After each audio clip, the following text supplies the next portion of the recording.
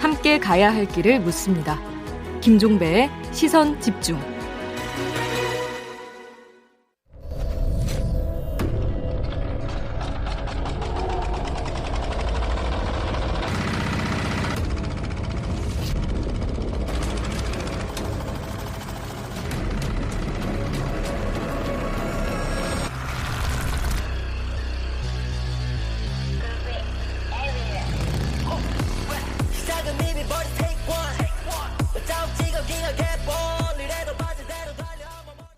네, 지금 힘찬 경운기 소리 여러분 들으셨죠? 지난해 범 내려온다 홍보 영상으로 화제가 됐던 한국관광공사가 한반도 전국 곳곳에 홍보 영상을 담은 시즌2를 선보였는데요. 총 8편 가운데 충남 서산편이 화제가 됐는데 바로 그 서산편의 한 장면입니다. 갯벌을 달려가는 수십 대의 경운기가 마치 영화 매드맥스 분노의 도를 떠올리게 한다. 뭐 이런 평가가 많이 있었죠. 이 영상에 출연했던 주민들이 모두 스타가 됐다고 하는데요. 그 가운데 한 분을 전화로 잠깐 만나보겠습니다.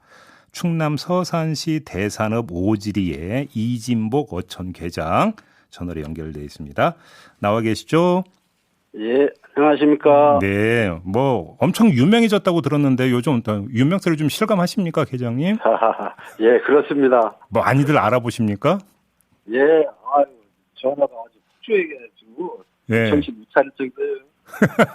전화가 폭주합니까? 예, 예. 근데 이거 어떻게 찍게 됐어요, 처음에? 처음에는요, 일반이 영상을 찍는 것처럼 그냥 이렇게 생각을 했었거든요. 그래서 이제 한 두어 편을 찍어봤어요. 그래서 그런가 보다 이렇게 생각을 했었죠. 네. 찍으면서도 이제 긴가민가 했었는데 이제 아니 이게 나오면서 영상이 나오면서 보니까 이게 뭐야 이렇게 생각을 한 거예요. 이런 영상이 이렇게 나올 거라고는 상상도 못 하셨어요, 그러면? 그렇지, 상상도 못 했죠. 아무튼 그러면 이 오지리 주민들이 총 출동한 겁니까?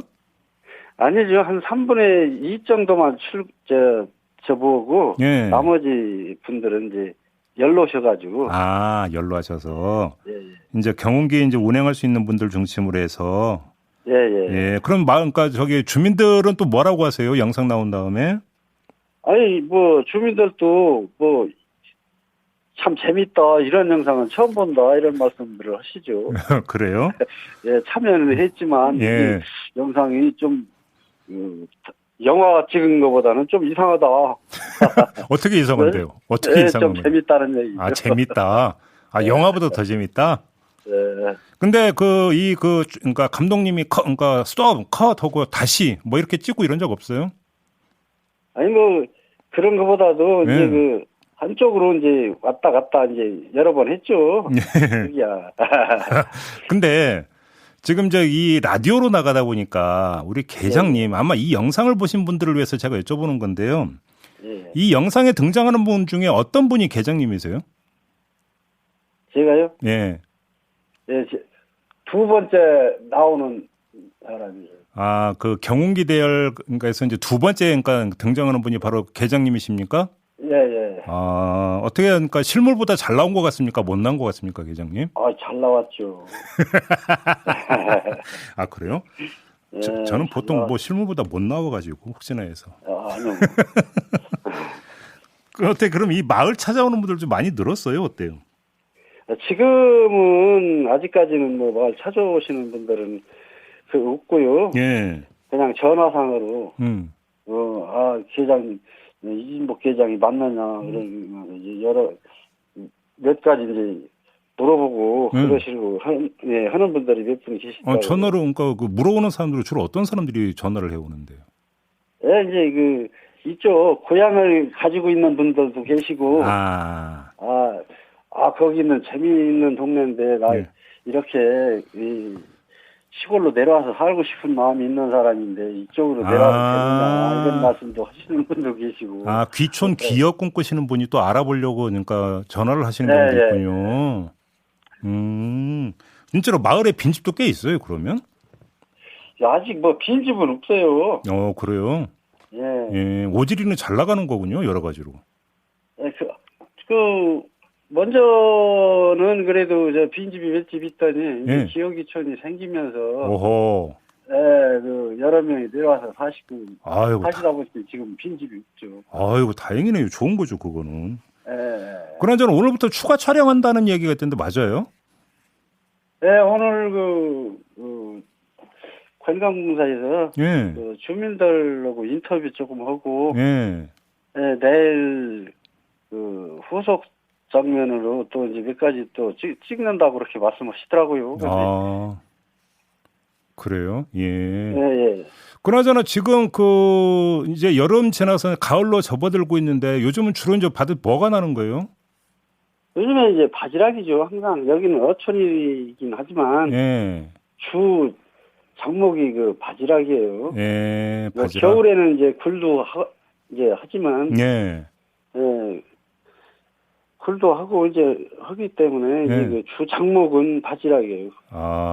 이제 바지락 캐러 가시는 거구나. 예. 예. 근데 좀 이렇게까지 이제 아유 마을도 뜨고 우리 계정님도 떴는데 이걸 좀 관광 상품으로 좀 개발할 수도 있는 거 아닌가요?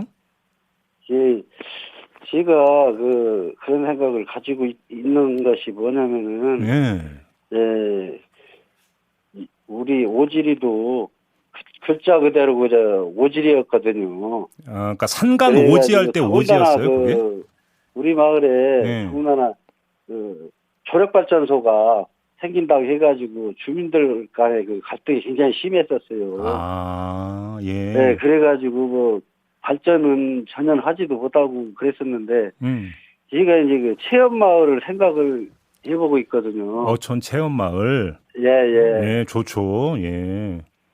그래서 이제 그럼 이제 체험 상품 여러 가지 개발할 수가 있었는데 이제 다시 이제 뻗어나가서 바지락 캐는 건 기본 코스일 것 같고. 그렇죠. 좀 경운기에다가 이렇게 꽃단장 이런 거 해가지고 좀 경운기 시승 이런 것도 상품으로 좀 만들 수 있지 않나요, 계장님? 어떠세요? 예, 그렇죠.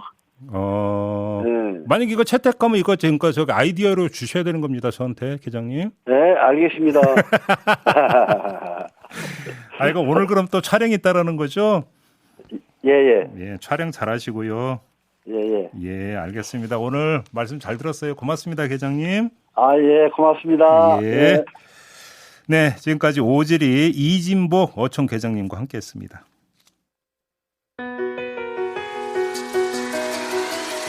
날카롭게 묻고 객관적으로 묻고 한 번 더 묻습니다.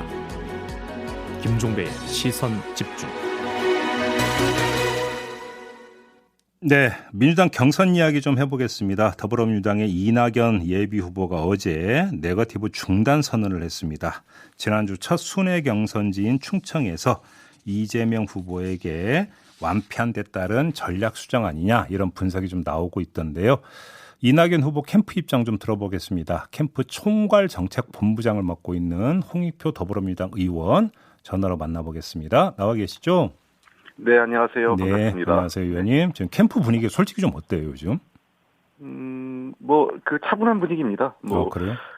충청권에서 예상보다 저희 당초 예상보다 더 크게 차이가 난 건 사실이지만 아직 이제 시작이고요. 더 큰 이 지역 경선이 과정이 남아 있기 때문에 다시 한번 지금 빨리 초기 단계에 이렇게 큰 차이가 어떤 결과 나온 게 참 잘 됐다 이런 생각도 있습니다. 지금 의원님께서 예상보다라고 하는 표현을 써 주셨길래 좀 여쭤보는 건데요. 처음에 캠프에서는 어떻게 예상을 했었어요? 이 충청권 결과를? 구체적인 걸 수치까지 제가 말씀드리기 좀 그렇지만 어쨌든 당초에도 좀 뒤질 것으로 예상은 했습니다. 여러 조사 결과에서. 근데 저희가 생각했던 것보다는 차이가 좀 많이 났다 이렇게 보는 거죠.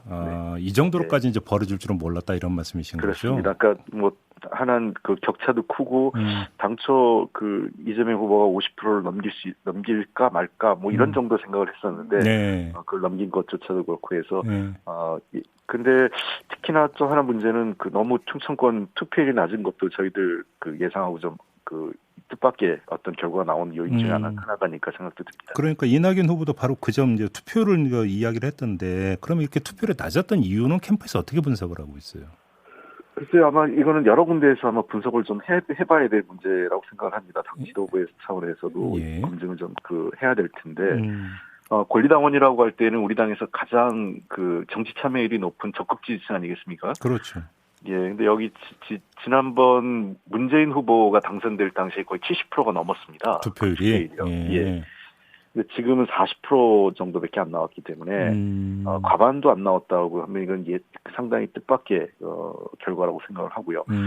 대체로 아무리 그 지난 4년 전하고 비교해서는 좀 떨어진다 하더라도 60% 정도까지 나오는 게 정상적이었지 않나 싶은데 물론 처음이니까 뭐 좀 낮을 수도 있기 때문에 앞으로 다른 지역 또 호남까지 다 봐서 이제 판단을 해야 될 문제지만 전체적으로 그 지금 현재 경선의 과정 그다음에 그 후보들에 대한 당원들의 어떤 눈높이 당원들이 눈높이를 감안할 때 모든 후보들의 어떤 뭐 역량이나 또는 만족도 이런 것들이 당원의 눈높이를 못 맞추고 있는 것 아니냐 이런 그 생각도 들고 있습니다. 의원님께 조금 전에 이제 바로 이제 그 이유 가운데 하나로 경선 과정을 말씀해 주셨는데 그리고 이제 이낙연 후보가 이제 그 네거티브 중단을 선언했던 거하고도 연관이 될 것 같은데 혹시 과정에서 네거티브 공방이 좀 과열되면서 이게 권리당원들의 실망감 내지 염증으로 연결됐던 게 아닌가라는 분석이 성립될 수도 있을 것 같은데 어떻게 보세요? 사실은 우리 캠프 입장에서 좀 억울한 면도 있죠. 계속 논란의 그런 어떤 네거티브로 얘기되는 검증 과정이 네거티브 그 프레임에 갇히면서 조금 어려움을 초래하는 것도 사실이지만 사실은 우리 캠프에서 먼저 문제 제기를 한 게 아니라 예를 들면 그 이재명 후보의 어떤 여러 가지 개인적인 문제들 그 가족 문제라든지 또는 최근에 변호사 관련된 재판 과정에서 변호사 무료 변론 문제라든지 등등 여러 가지 그 문제들이 사실은 이미 언론과 야당에서 그 제기됐던 문제고 있거든요. 제기됐던 문제를 우리가 추가적으로 얘기하면서 그것을 이제 언론에서 다시 이제 그 이재명 이낙연 그 네거티브 논쟁으로 만들어가면서 마치 우리가 그 문제를 처음으로 제기한 것처럼 한 면이 있는데 어찌됐든 어제 후보가 그 네거티브를 하지 않겠다, 네거티브로 비춰진 것조차도 하지 않겠다라고 얘기한 것은 그러한 우리가 얘기하는 것 자체를 내부의 싸움, 그 내부의 네거티브 논쟁으로 자꾸 엮어가는 그런 과정이 우리에게도 마이너스였고 당 전체에게도 좋지 않았던 문제가 하나 있고요. 다만 이제 걱정스러운 것은 당내에서 경선 과정에서는 네거티브 프레임으로 피해갈 수 있겠지만 이 문제가 본선에서는 여전히 그 문제로 남아있지 않을까 하는 우려는 있습니다. 그래요. 알겠습니다. 아무튼 이제 그 중요한 분기점으로 너나 할 것 없이 꼽는 게 이제 그 1차 슈퍼이크 아니겠습니까? 네, 그렇습니다. 이건 어떻게 전망을 하세요, 의원님? 글쎄요, 저희로서는 이번에도 여전히 이제 내일 모레 나오는 그 대구 영북 선거하고 맞물려 있는데, 아마 충청권에 여진이 있기 때문에 저희로서는 쉽지 않은 그 선거라고 생각을 합니다. 아마 소위 밴드웨건 효과가 좀 강하게 나타날 거로 보기 때문에, 저희들로서도 상당히 우려스러운 측면을 갖고 있는데, 마지막까지 최선을 다할 생각입니다. 그러니까 지금 TK 강원 지역에서의 어떤 이제 순회경선 결과가 이번 주말에 나오고, 그다음에 1차 슈퍼이크가 이제 있게 되는데 만약에 여기서도 그 이재명 후보가 상당한 차이로 승리를 거두게 된다면 거의 이재명 대세론이 굳혀지는 거 아니냐 이런 분석이 좀 많은 것 같던데요. 동의하십니까? 저도 일정 부분 그 분석엔 동의합니다. 그래서 지금 같은 격차가 그대로 재현되거나 이재명 후보가 또 50%를 상회하는 지지율이 계속 유지된다면 상당히 어려운 선거고 아마 결국은 최종적인 어떤 판가름은 이번 달 말쯤에 있는 호남에서의 최종 경선이 결론을 내지 않을까 싶습니다. 그러니까 바로 그 호남 경선 결과에 직접적인 영향을 미칠 수 있는 게 1차 슈퍼이크 결과 아니냐 이런 분석이 많던데 그래서 한번 좀 여쭤보고 싶은 게요. 이재명 대세론으로 바로 가는 게 아니라 다시 박빙 승부로 가기 위해서는 1차 슈퍼이크 결과가 이 정도로 나와야 된다라고 하는 기준선이 있을 것 같은데 혹시 말씀해 주실 수 있습니까? 그걸 말씀드리긴 좀 어려울 것 같고요. 그러니까 저는 이런 생각은 있습니다. 이재명 후보, 이낙연 후보 누가 되느냐 이걸 떠나서 약간의 전체적인 흥행을 감안할 때에는 좀 더 지금보다는 경선이 조금 더 경쟁이 좀 더 좁혀져서 경쟁을 하는 것이 전체적인 흥행에 좀 좋다고 판단을 하고요. 그러기 위해서 가장 중요한 것은 지금 40%의 득표율이 최소한 50% 후반대 60% 가까이는 올라가는 게 매우 중요하다고 생각합니다. 득표율이? 네. 예. 알겠습니다. 지금 의원님께서는 이제 캠프에서 정책을 총괄하고 계신 분이기도 하니까 여쭤보는 건데 네거티브 중단 선언했지만 정책 검증은 계속한다 이런 기조인 거죠? 그렇죠. 뭐 정책 검증, 뭐 정책 논쟁은 계속 가는 거죠. 그러면 지금 그 상대인 이재명 후보의 정책에서 가장 큰 문제가 있는 정책이라고 꼽는 게 뭡니까? 역시 기본소득입니까? 근데 기본 시리즈가 아무래도 좀 문제가 되겠죠. 예. 특히나 기본소득도 그렇지만 기본 대출인가요? 기본금융이라고 표현하는데 사실 대출이죠. 예. 기본대출 같은 경우는 사실 금융권에 있는 분들은 우리 금융체제의 근간을 흔드는 매우 위험한 발상이다 이렇게 생각을 합니다. 지금도 한국은행에서는 기준금리를 인상하면서 그 인플레 우려에 대한 인플레에 대한 우려가 좀 높아지고 있지 않습니까? 네. 근데 만약에 그 이재명 후보가 기본 대출 1인당 1,000만 원씩 하겠다 하면 아마 전 국민 한 1,000만 명에서 한 1,500만 명 정도는 쓸 가능성이 높습니다. 대출을? 그 경우에 그 1,000만 원씩 한다면 약 100조에서 150조가 시중에 풀리는다는 의미인데요. 그건 상당한 인플레 압력이라든지 그 여러 가지 그 문제를 그 금융체계 전반에 할 수 있기 때문에 저는 이 문제는 좀 더 신중히 검토해야 될 거로 생각하고 기본소득 역시 가장 중요한 것은 뭐 그 재원이 어떻게든 마련할 수 있겠지만 재원보다도 더 한 거는 원래 우리 복지 정책의 근간이라는 것은 어려운 사람을 도와주는 거거든요. 동일하게 했을 때 누군가에게 아까 이재명 후보께서 늘 하는 얘기가 송파 세전야 모녀 얘기거든요. 그게 두 가지 문제가 있습니다. 현재 복지체제의 사각지대를 어떻게 해소할 거냐 이 문제는 동감합니다.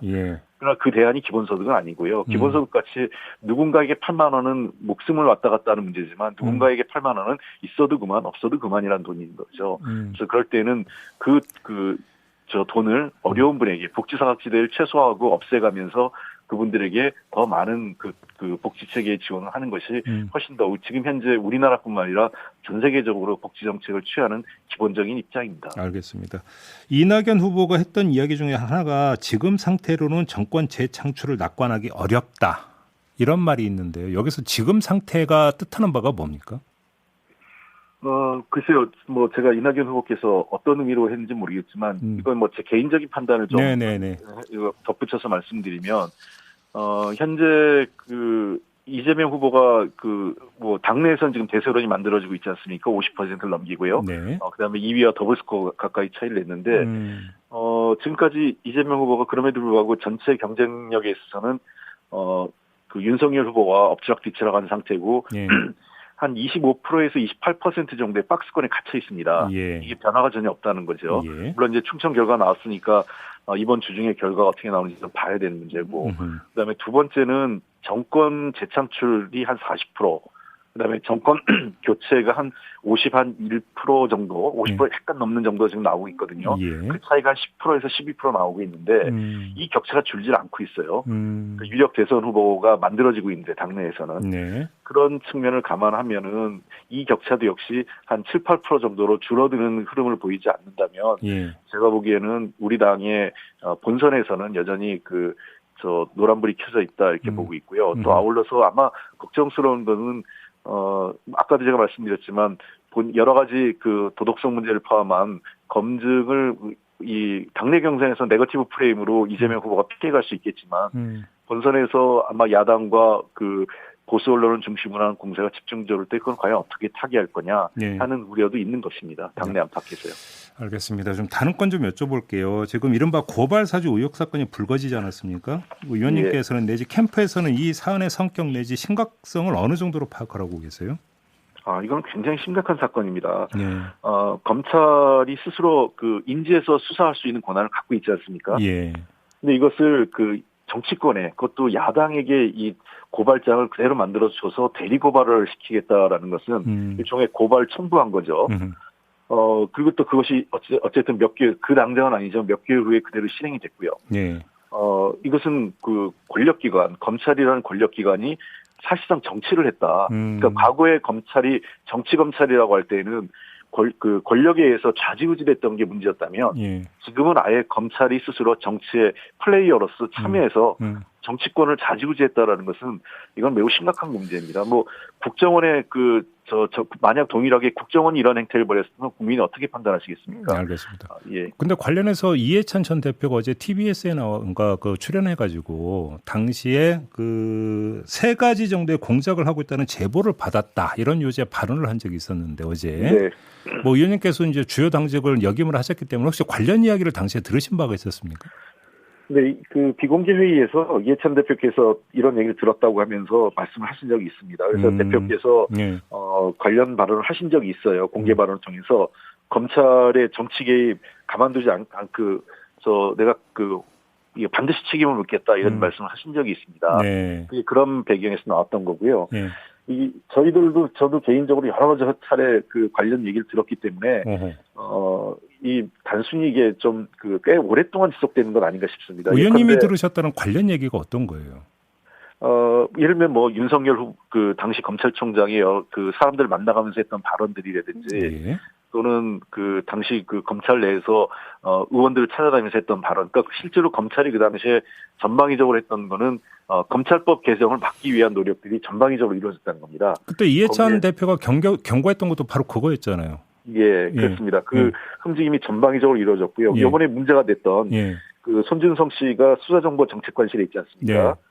이 수사정보정책관실이 작년 초에도 이게 밝혀진 건 작년 말이었지만 작년 초부터 판사 사찰 소위 얘기해서 판사에 대한 개인정보를 모아서 수집했던 거 아니겠습니까? 그게 작년 11월경에 밝혀졌는데 이러한 일련의 움직임들이 보면 수사정보정책관실은 아마 당시 검찰총장의 직보하고 직부 직접 지시를 받고 바로 직접 보고하는 그런 계통이었던 것 같은데 이 검찰총장이 이 사건에 상당히 관여했을 가능성이 높다는 정황이라고 저는 생각을 합니다. 그런 측면에서 당시 윤석열 검찰총장의 개입 여부가 지금 초점인데요.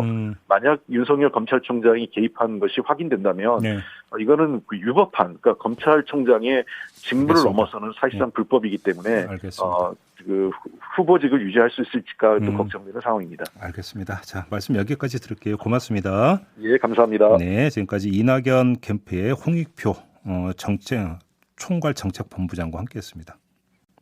네, 2부 이렇게 마무리하고 8시 3부로 이어가겠습니다. 잠시만요.